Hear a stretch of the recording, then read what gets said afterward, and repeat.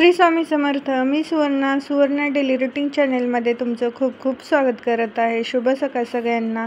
आजची दिवसाची सुरुवात स्वामींच्या सेवेपासून झालेली आहे. तर आपला कालचा कुरडयांचा जो पाठ होता आज आपण या व्हिडिओमध्ये पाहणार आहोत.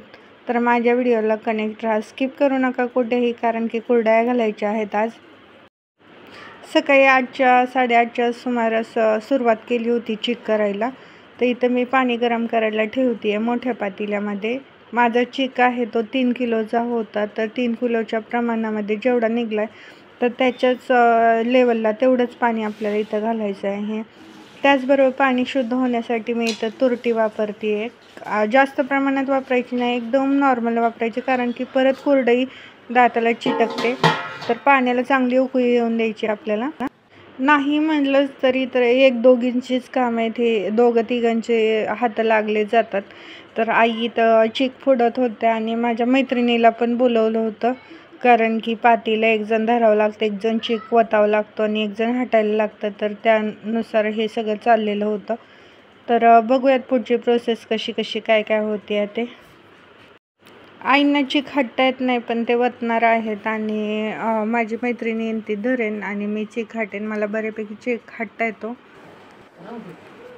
पाण्याला उकळी यायला लागली. एक पातळ चीक होता तो एका पातेल्यात काढलेला आणि दुसऱ्या ह्याच्यात काढलेला. मी चीक हटत होते स्टार्टिंगपासून, त्याच्यामुळे तो व्हिडिओ स्किप झालेला आहे. डायरेक्टली हा चीक आमचा रेडी झालेला आहे हटून. फक्त थोड्या प्रमाणात राहिलेला हटायचा. ती माझी मैत्रीण हटायचं काम करते आता.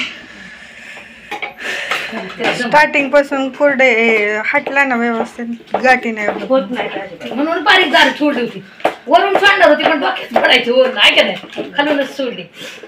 एक नंबर झाला. काय पाणी गरम बास नाही झालं, पाणी नाही लागलं तर हिसरून टाकलं ना गरम पाणी केलं ना. नाही जरा येते चांगलं हातायला. झालं आपलं थोडंच करायचं, एकामेकीला करू लागलं ना. एवढ्या गोष्टी त्यांच्या आठवणी. जोपर्यंत कुरडई वाळून म्हणजे उचलल्या जाते तोवर टेन्शन राहतं की चीक शिजला की नाही. आमची कुरडई वल्ल्यामध्येच उचलली जात होती, म्हणजे चीक शिजला असं मानलं जातं. तर पांढरी शुभ्र इथं कुरडई झाली होती आमची आणि आम्ही दोघींनी पटापटा कुरडया घातल्या आणि आईंनी भरून देत होत्या. तर अशा पद्धतीने आमच्या बऱ्यापैकी 3 किलोमध्ये कुरडया झालेल्या आहेत. पाहू शकता तुम्ही. कशा वाटतात ते नक्की कमेंटमध्ये सांगा. तर जास्तीचं मेजरमेंटमध्ये जमत नाही मला करायला, त्याच्यामुळे मी 3 किलो 2 किलो 2.5 किलो अशा प्रमाणामध्येच गहू भिजायला घालते आणि तेवढंच मला हटायला येतं, जास्त प्रमाणात येत नाही. तर माझेही नवीनच आहे, मी शिकते अजून त्याच्या पद्धतीने. तर कसं वाटतं नक्की कमेंटमध्ये सांगा. माझा व्हिडिओ तुम्हाला आवडला असेल तर लाईक करा, शेअर करा आणि सबस्क्राईब करायला विसरू नका. Bye bye.